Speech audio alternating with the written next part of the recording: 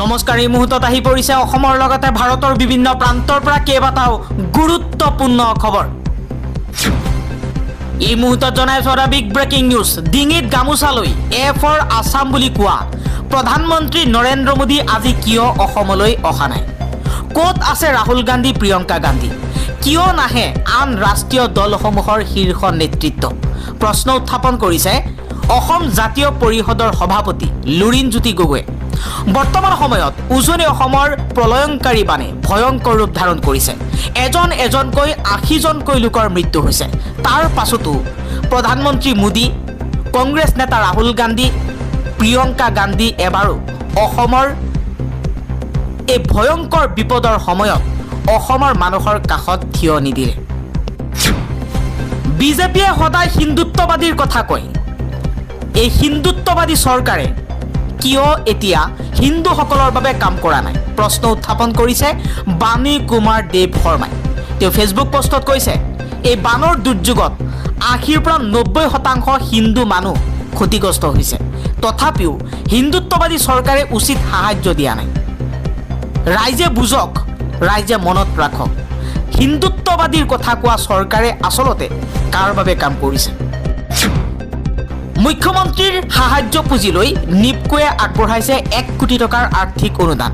উজনি অসমৰ ৪খন জিলাত ভয়ংকৰ বানপানীৰ বাবে এই সাহায্য নিপকোৱে আগবঢ়াইছে। মাছৰ তেল দি মাছ ভাজিছে। বানাক্ৰান্ত ৪ জিলাক বাদ দি এইবাৰ অৰুণোদয় হিতাধিকাৰীৰ একাউণ্টত ১২৫০ টকাৰ সলনি ১১০০ টকা সোমাব চৰকাৰে। বাকী ৪ বানাক্ৰান্ত জিলাই ২৫০০ টকাকৈ লাভ কৰিব। ভাৰত পাকিস্তানৰ যুদ্ধক লৈ মন্তব্য ডোনাল্ড ট্ৰাম্পৰ। আমেৰিকাৰ ৰাষ্ট্ৰপতি ডোনাল্ড ট্ৰাম্পে কৈছে, শুল্কৰ ভয় দেখুৱাই ভাৰত পাকিস্তানৰ সংঘাত বন্ধ কৰিছিল বুলি মন্তব্য কৰিছে আমেৰিকাৰ ৰাষ্ট্ৰপতি ডোনাল্ড ট্ৰাম্পে। ভাৰত পাকিস্তানৰ সামৰিক উত্তেজনা বন্ধ কৰাত বাণিজ্য আৰু শুল্কৰ ভয় দেখুৱাইছিল বুলি পুনৰবাৰ এই কথা সদৰি কৰিছে আমেৰিকাৰ ৰাষ্ট্ৰপতিগৰাকীয়ে। উল্লেখযোগ্য যে ট্ৰাম্পৰ মধ্যস্থতাৰ দাবী ভাৰত চৰকাৰে পূৰ্বৰে পৰা নাকচ কৰি আহিছে। আমেৰিকা আৰু ইজৰাইলক চেলেঞ্জ কৰিছে হামাছে। হামাছে কৈছে গাজাৰ স্বাধীনতা নিশ্চিত নোহোৱা পৰ্যন্ত অস্ত্ৰ শস্ত্ৰ এৰি নিদিয়ে হামাছে।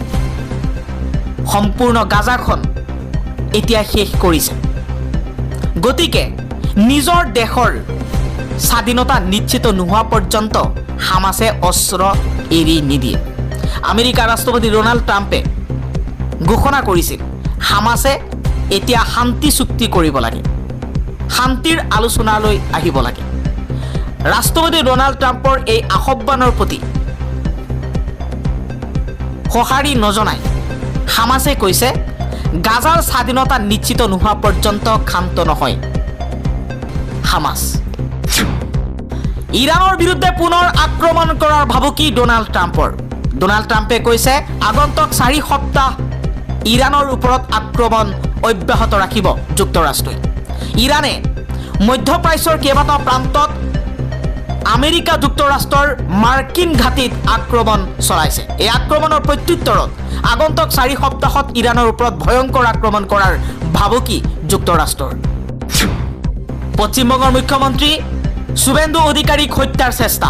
পশ্চিমবংগৰ বৰ্ধমানত ১২০০ সন্ত্ৰাসবাদী গ্ৰেপ্তাৰ।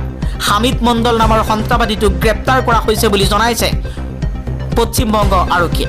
জৈচ ই মহম্মদৰ সক্ৰিয় সদস্য ধৃত হামিদ মণ্ডল বুলি আৰক্ষীয়ে কৈছে। মুখ্যমন্ত্ৰী শুভেন্দু অধিকাৰীক হত্যাৰ ষড়যন্ত্ৰ কৰিছিল হামিদে।